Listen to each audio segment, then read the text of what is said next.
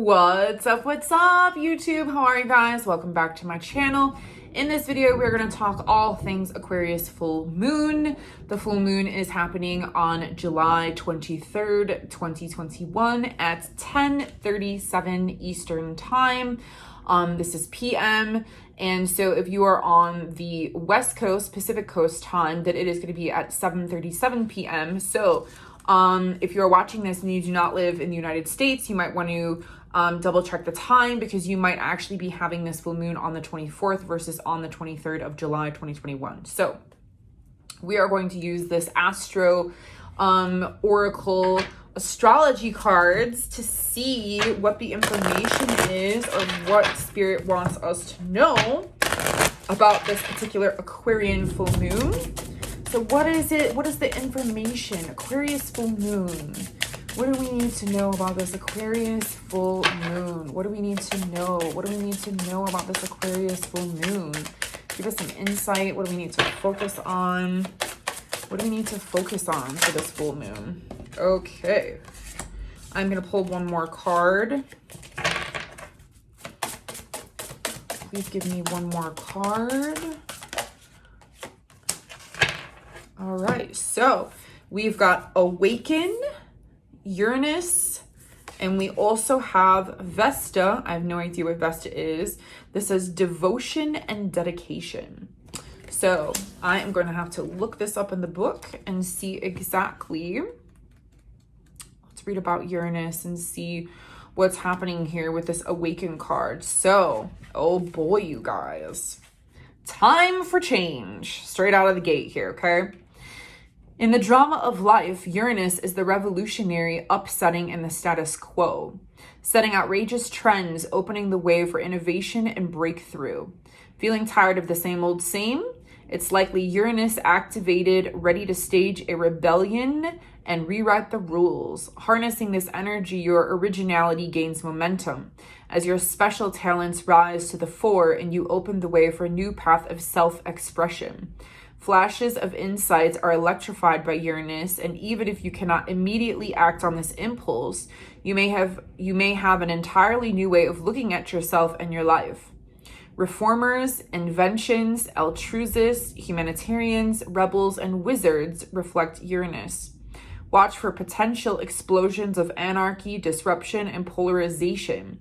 Positively directed, Uranus instills the spirit of diversity, friendship, unconditional acceptance, sisterhood, and brotherhood.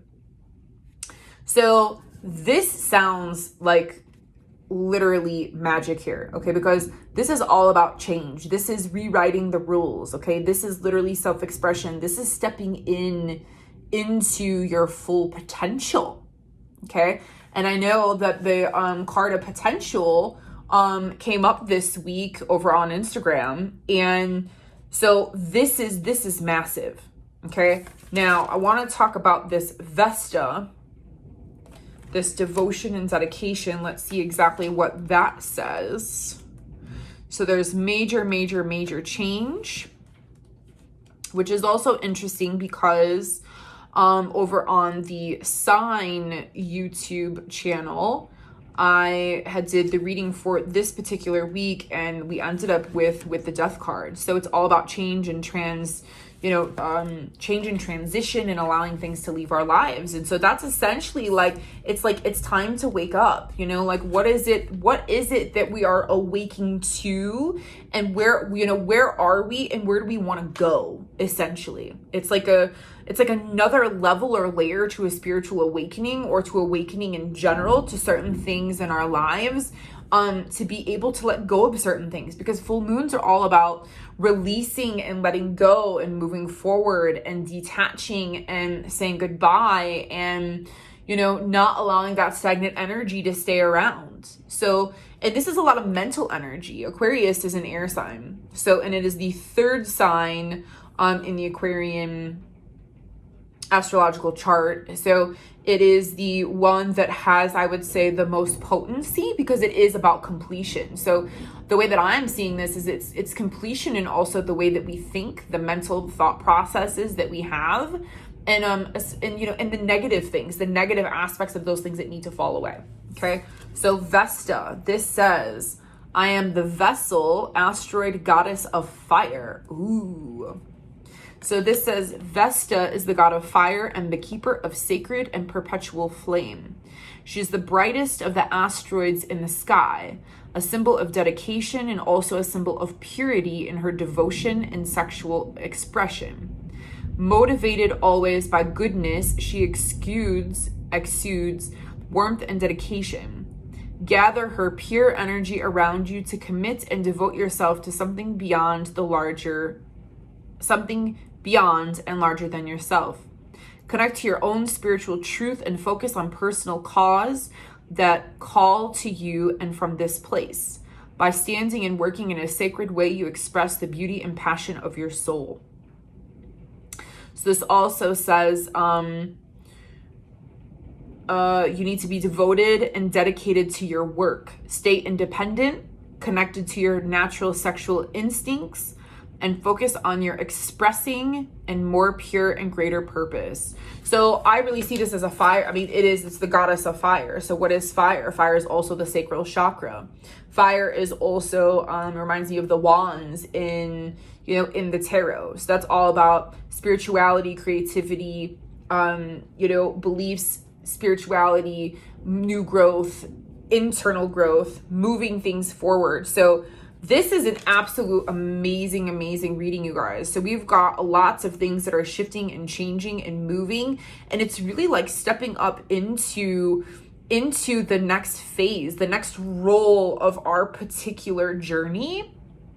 And it's interesting because, we're like at the middle of the year, it's like June, July. It's like we're stepping further into this second half of 2021. Okay. So this is the energy that is saying, hey, listen, we really need to be devoted to our path, and we really need to stay committed, and we need to shift and change things that are no longer working out for us. And we need to take that leap of faith. Okay.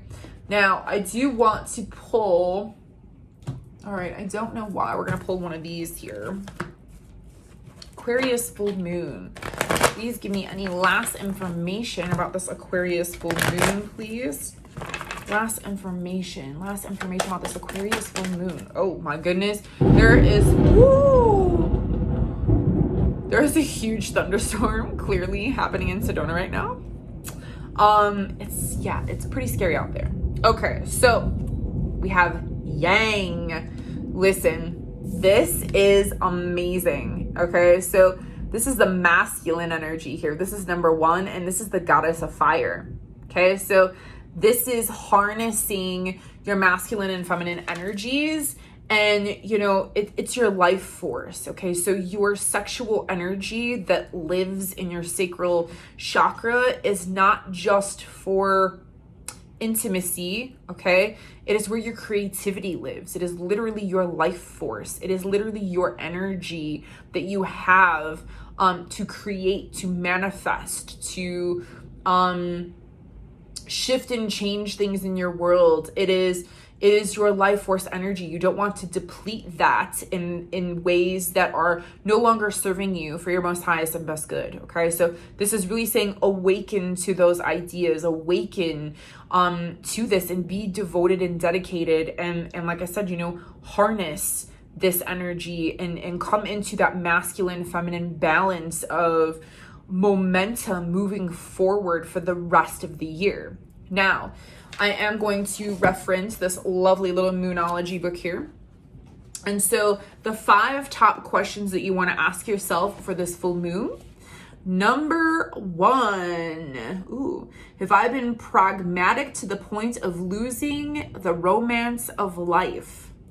So, are you in love with what you're doing? Are you in love with your life? And if you're not, and I know that there's definitely been times recently that I've not been in love with my life at all whatsoever, that this is really asking us where and how can we regain our love for life and our passion to want to live, and to live in a way of happiness and joy and freedom and independence, and what it is that really makes us happy, And so, you know, this is really saying like to sit with ourselves during this full moon, and to, if we're not loving something, then we need to lovingly say goodbye to it.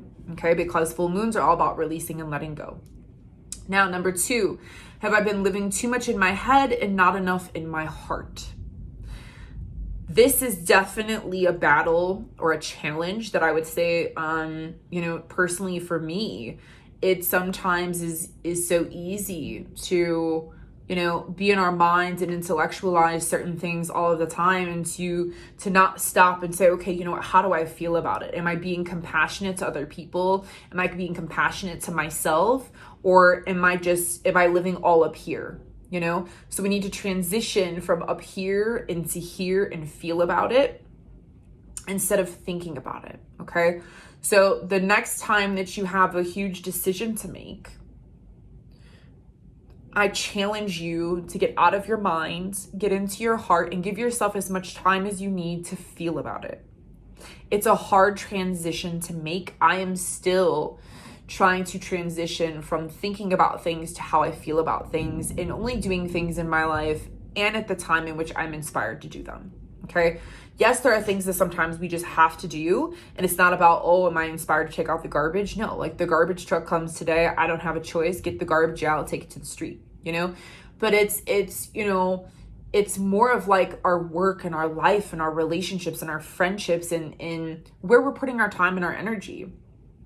So anyway, so number 2, where, or, you know, have you been too much in your head and not enough in your heart? Okay. So ask yourself that question. Number 3, have I been trying to do things my way just for the sake of it? Now that's an interesting one. Okay. Because I recently had this come up for me, which is interesting. You know, I'm a Taurus. So for me, the way that this played out in my life is I like planning, I like strategy, I like to get things sort of squared away so I don't have to worry about them. And I found myself in a very interesting situation with this trip that I'm taking for a healing class. And the rooming situation is sort of difficult because it's, well, I mean, it doesn't have to be difficult, but, you know, it's a lot of nights to be spending a lot of money in a hotel or an Airbnb. And so trying to strategically figure out which dates and how to sort of maneuver these things. And I have a friend who's moving, and so she offered, you know, for me to, you know, stay at her house. There's literally nothing in it. And so it's literally, you know, have you been trying to do, have you been stuck in some way, shape, or form? You know, I was stuck on getting this room situation squared away. I don't have to worry about it. And it brought up a lot of, you know, anger and a lot of frustration.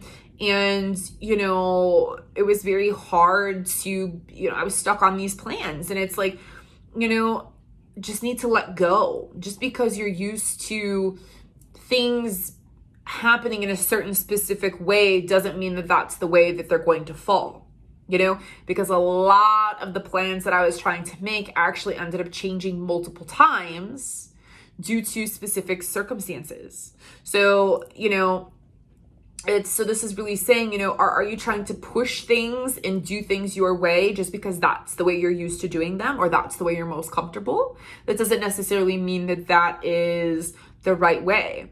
You know, if you're trying to push something and just trying to do certain things, okay, just because, you know, we need to stop and question ourselves as to what the intention and the energy that we're putting behind that. Okay.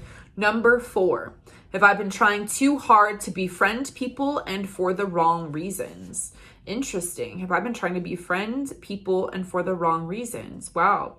So this is about questioning who we have around us and what our intentions are for other people. Like I said, I really, you know, this is a lot of mental energy. You know, are we thinking that we want to be friends with certain people because they could potentially bring us to a different level? Are we using them as contacts? Are we using them in some way, shape, or form? Are we genuinely wanting to be friends? Are we genuinely wanting to be open? is there a genuine connection? You know, what is the point in reaching out? And I feel like not necessarily befriending people, but I feel like this is sort of evaluating your social circle, or your lack of social circle, or the social circle that you do have that is very expanded, you know, or do you have just relationships or friendships that are around just because? Or, you know, what is the quality of your friends? You know, and I don't mean this to be in a judgmental way at all whatsoever, but it's really asking, you know, are you putting in too much effort? Is it too hard for you? Are these relationships or friendships in your life actually compatible? And if they're not compatible, then what is the reasoning behind, you know, you keeping these people around in your inner circle? And so, you know, this is really asking what are our intentions behind, you know, are you trying to force a relationship, trying to force a friendship, because you think highly of that person, or you think that you can get something, or there's expectations or hopes or wishes or dreams, or, you know, there's just some people that we don't mesh well with, you know, and that doesn't mean that they're bad people at all whatsoever. You know, it just means that, you know, sometimes people are so different that, you know, you're not able to work that out in a meaningful and have a meaningful relationship. And so, you know, why are you just keeping people around to keep people around? Or are you really trying to befriend people because you're trying to understand them and have a genuine friendship with them? So interesting. Questioning and sort of evaluating your friendships, your relationships, and how you view those, and, you know, and the realization of the friendships and the people that you surround yourself with. Number 5, the last one, have I allowed myself to move forward this month? Oh boy. Moving forward. So what have you done? This is sort of like a self-reflection, you know. Has there been things that have come up this month? Because this is the thing, it's been a very watery, Cancer feeling emotional month. Okay, so where have you allowed yourself to move forward? Have you done the work? Have you made progress? Have you made any steps forward? This is really questioning, you know, your goals, your intentions, your manifestations, of where and what and how, what you're bringing into your life, and where our head's at, you know, because like I said, Aquarius is all about air energy. So it's a lot of mental, it's a lot of thinking, you know. Have you allowed yourself to, you know, have you allowed yourself, your mind to get in the way, or have you actually put forth effort? Has there been an evenness, balance, right? It's always about balance. So last card here, last and final card for this Aquarius full moon on July 23rd. Oh, abundance. Yes, beautiful. So release, let go, step into your new journey, okay, with devotion, dedication, awaken your senses. This is beautiful energy. I really do feel that this is a full moon that we sort of really need, and sort of to kind of, I don't want to really say it, but like light the fire under our asses to kind of really step forward into this energy, and to use our energy wisely. And to now there's sort of like, there's more of like a strategic plan that we're focusing in on, and that we're harnessing, and that we're waking up into, and we're really trying to come into the best versions of ourselves. So let's use this energy to the best that we possibly can. Understand that it's all good. Abundance is on its way, I should say, to you. And yeah, don't forget to do your release letters, your burning ceremonies, or put your crystals, you know, on your windowsill, whatever it is that you love to do as far as the full moon goes. It's whatever resonates to you. You know, take it or leave it. And just, you know, be aware at least of the energy, and try to harness it to the best of your awareness, and at least just be aware of how you're feeling during this time, and trying to allow these shifts and changes to occur so that we can move forward feeling lighter and more aligned. Okay, so with that, I will see you all on the next video. Have a beautiful full moon. Thank you as always for allowing me to do this reading. Namaste. Bye for now.